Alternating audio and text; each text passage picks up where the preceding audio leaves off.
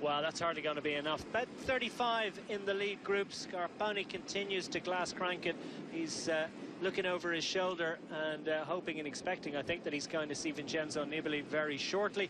Meanwhile, a little bit more urgency from Julian Arredondo, certainly from Giovanni Visconti in the dark blue colours of the Movistar squad. And now Astana continuing to plough onwards to try and get the man in third position. He's getting on the radio to find out what the situation is up front. What's the gap? Well, surely he can see it. 8 seconds is the indication. So I think that motorbike is going to be coming out very shortly. And now the shot will widen and we should be able to see those 4 riders up front. It's not a very big group, is it? You can just see Greg Van Avermaet in blue right in the centre of the screen, sat comfortably in the vacuum of that little the mini peloton now. This natural selection that has come about by virtue of that very, very brutal climb. Heading back to the front now, Scarponi in second wheel behind his fellow countryman Giovanni Visconti for Movistar, but the fluoro yellow of Tinkoff Saxo really bearing down, and it looks like they've got this under control with one more ascent of this brutal climb still to come. Well, the roadbook says that it'll be about 800 metres from now and they'll hit the bottom of the climb once more. They'll hit it with a thud because it is a pretty steep one indeed. 9.3%, just to give you the numbers again. 4.2 kilometres in total. That's it, shut down. Great and brave effort from those 4 riders up front. You wonder for Danny Moreno, particularly for Julian Arredondo, whether that wasn't perhaps burning matches a little bit early. Didn't quite work out. Great to see the ambition of it all, though. Definitely. Well, it was a good card to play. I mean, I think Volker Mollema is also in the mix, but what it did, it forced Tinkoff Saxo to chase. That was a hard chase to bring it back. I wouldn't imagine that Kreuziger and Basso would be able to help if Contador accelerates. So it might leave Alberto Contador actually isolated at the top of this next climb. So it was a good move by the other teams. But now AG2R going to the front. Now, AG2R Le Mondial, they have Domenico Pozzovivo, the diminutive character, and he likes these sort of climbs. It's short and sharp, as we've said. It did look like Betancourt was in there as well.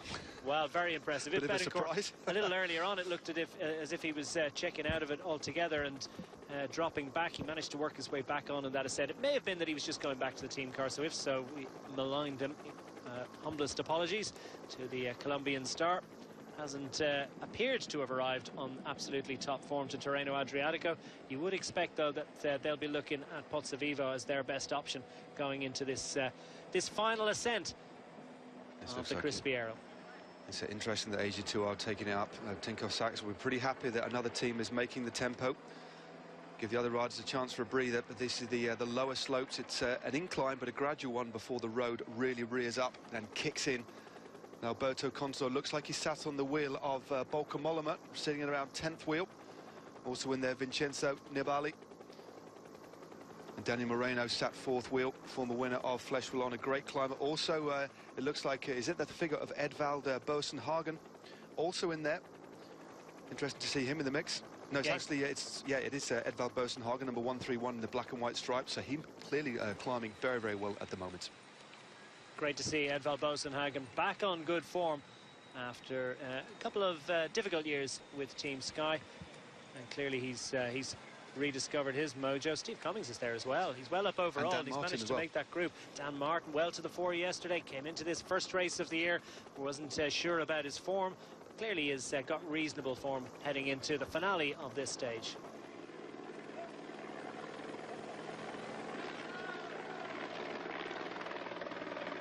So AG2R Le Mondial looking to set up Domenico Pozzovivo for the win. Who else is going to get involved? Is that Van den Aert there for Lotto? They have also a couple of Katusha riders, and well, Katusha have got a plan.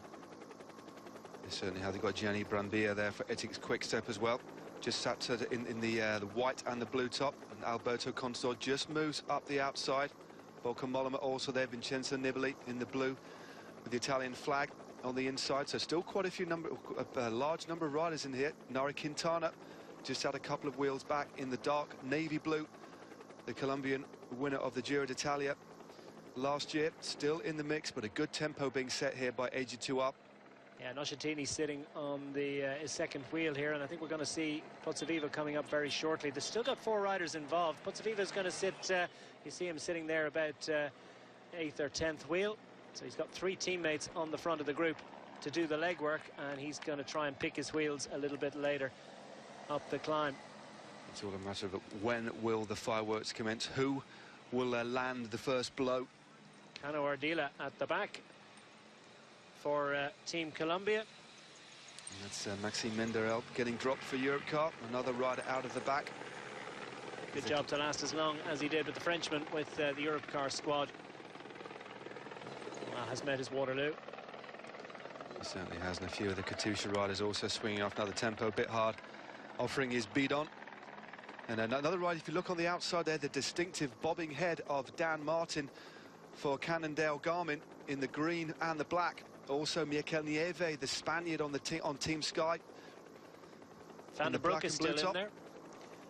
And Lotto Soudal have several riders indeed involved. Maxime Montfort is there, and Jurgen Rolands.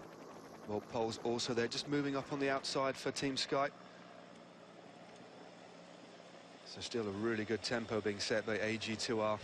Viermos of AG2R Le Mondial on the front of the group. Nero Quintana, you see, in the movie star outfit, just obscured momentarily. Yeah, that was Walt Poles in front of him. The Team Sky rider, long, lanky figure. A great addition to the Sky squad. This is a very, very good tempo that's being set here. He's gulping air. Viermos, interesting style as he works away, exercising his jaw as much as he is his legs, but it's a very effective style. It's doing great damage to this group behind. We see Vincenzo Nibali a little bit further back. He's right on the wheel of Alberto Contador. Contador hanging out of that big gear in his distinctive style. Meanwhile, riders going south. That's Paul Voss for Bora Argon 18, the German rider, former wearer of the Mountains jersey in the Giro d'Italia. Losing contact. But look at the figure there, Alberto Contador in the middle of your screen, bobbing out of the saddle, sat on the wheel of Nairo Quintana. And it's not difficult to pick out Adam Yates, is it? Because he's got the bandage on his chin. He was on the ground a couple of days ago in that finale into Cascina. In those first of 3 crashes that afflicted that stage, he's got well, he's clearly got a little bit of repair work done to that wound, and he's trying to put it behind him. Climbing very well, absolutely the go-to man for Team Orica Green Edge. And now we have the overall race leader. Greg Van Avermaet is starting to struggle. He's not enjoying this one little bit. He gets over the climbs better than a big man ought to, really. He's, as sprinters go, probably one of the better climbers, but this is a big ask. Can he survive to the top of this climb? This group is only going to be whittled down more and more. He's still in there at the moment, but for how much longer? There's a bit of a plateau here. The road does level, gives him an opportunity to fight for the wheels. Perhaps we'll get in the slipstream of somebody, recompose himself. He does have a teammate for company who's just moving up on the outside. Got about 1.5 kilometers remaining. And that's the back of the group. So, Greg, you've got to try and hang on. And he knows it. He doesn't need to be told right now. You can be sure he is being told. And things are going to get a bit steeper as we go further up this hill. But he's within the last kilometre and a half as a relentless pace is being set. And what an amazing effort. Distinctive gulping style of Viermos, the French rider with AG2R Le Mondial. This is really good to see. This is where the road kicks up again. It's all about fighting for position. If Greg Van Avermaet needs to try and hold on, but he's way down now. Will he hold on to the peloton? But no attacks from any of the main protagonists. You can just hear Roman Kreuziger.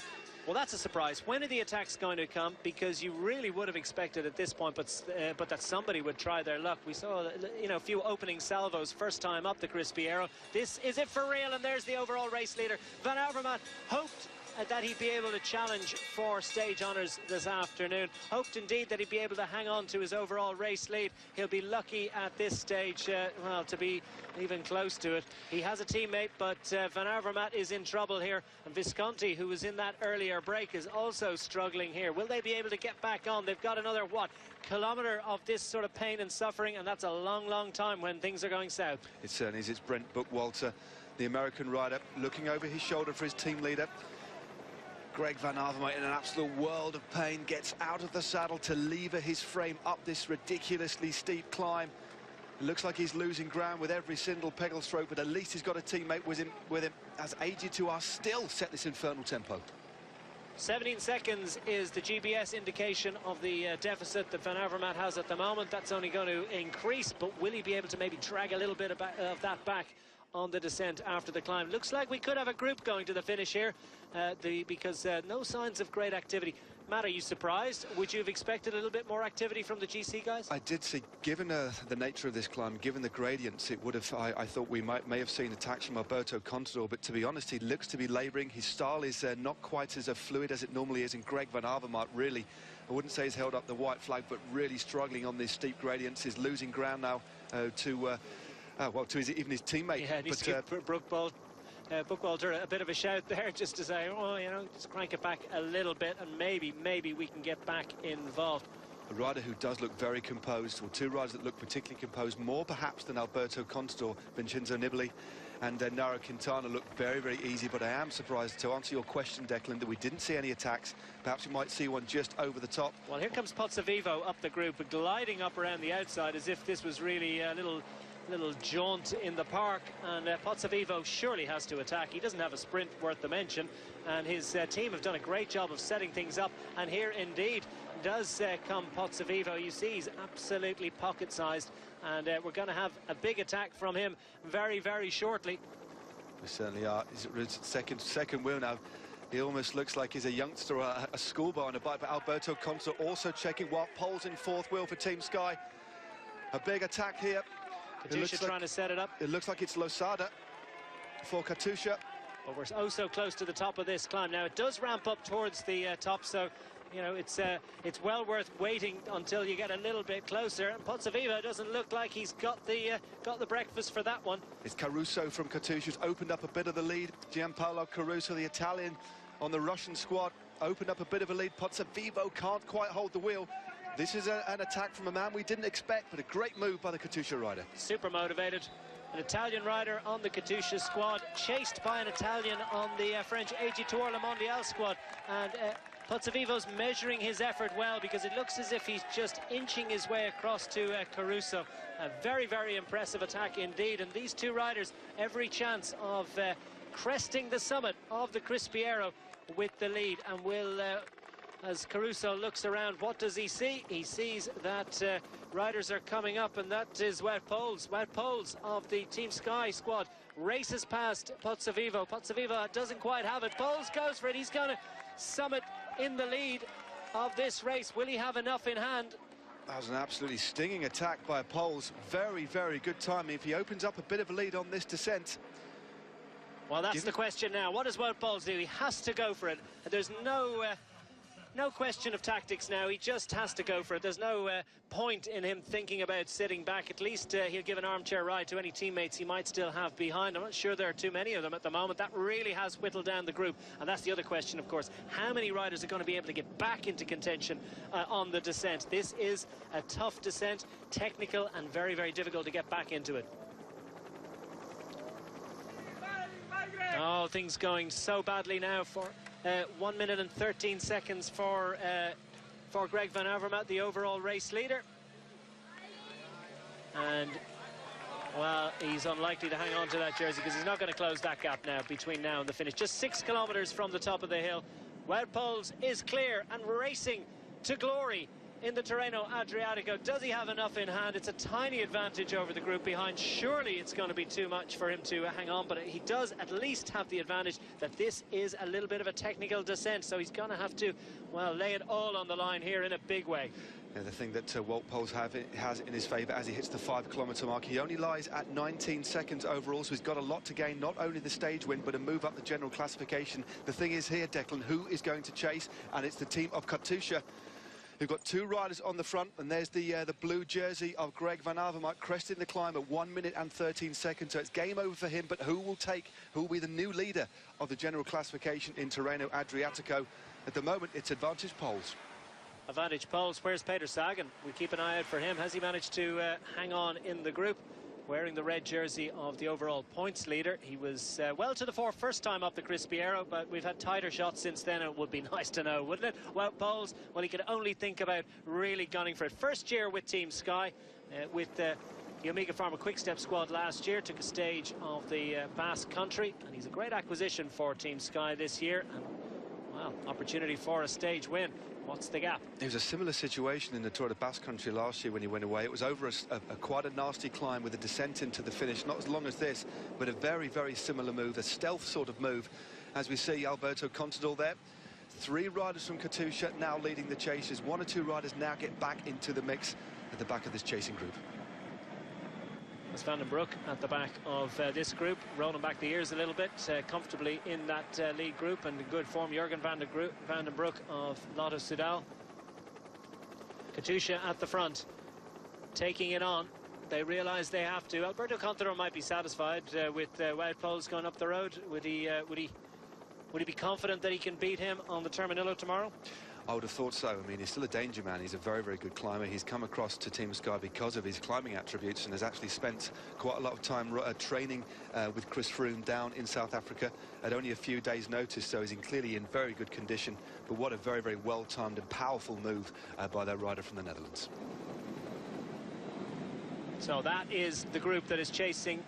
On the right-hand side, they're chasing the man up front, and we've got 14 seconds indicated for Wout Poels. He has a chance. At least that's worth piling it on. You can be sure the word coming from the car now is, Wout, give it absolutely everything. Hold nothing back here, because there is every chance that you could come up with a stage victory today. At the bottom of the climb, they have just 500 meters remaining in the stage. They've got a right-hander with about 250 meters to go, and then just a little gentle ramp up, which would be absolutely nothing in the last 250 meters were it not for the fact that he'll be absolutely at his max and will have been at his max for the previous 20 kilometers or more. 226 kilometers in total. It's a long old spin in the mountains, and he's now got 19 seconds. So those Katusha riders behind able to make no inroads on this fantastic effort from Wout Poels. Well, it's a very technical descent, but there are elements where you have to pedal on. Of course, he has the advantage. He can pick his own line.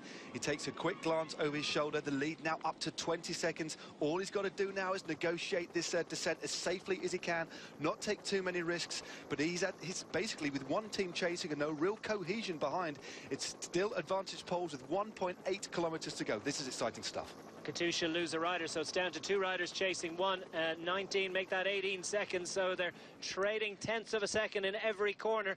At the moment, Wout Poels able to pick his line, because he's not getting any help from any motorbikes in front of him, or cars, or indeed any tracking from any other riders, so he has got to pick his own line. And of course he needs to find the right tarmac as well, because there are so many different surface variations throughout this descent that it must be absolutely nerve-wracking. And down to 16 seconds, the advantage is going to be dicey. It's going to be really tough. It's all done, I think, for Van Avermaet. They're still indicating 1 minute. They're giving us an indication of the gap, but it's going to be tough, or it's pretty absolutely impossible now for Van Avermaet. Inside the last kilometre, they're under the kite. And now, Wout Poels, can he hang on? 17 seconds, it goes back up. So it's, well, he gains a bit on a corner and then loses it on the straight and then gains another little bit, but they're all under the kite now.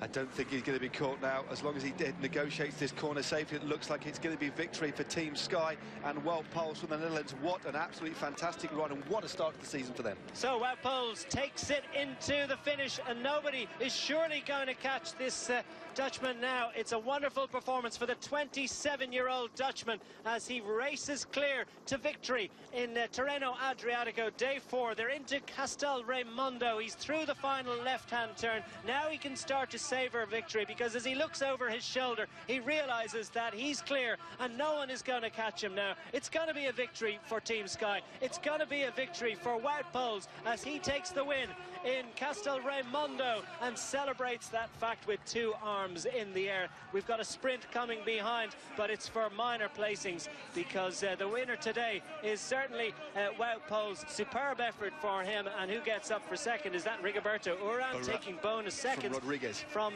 Joachim Rodriguez. Perito getting up for 3rd, and that could well have important implications later in the week. But no doubt about the winner, and certainly also an overall contender, Wout Poels.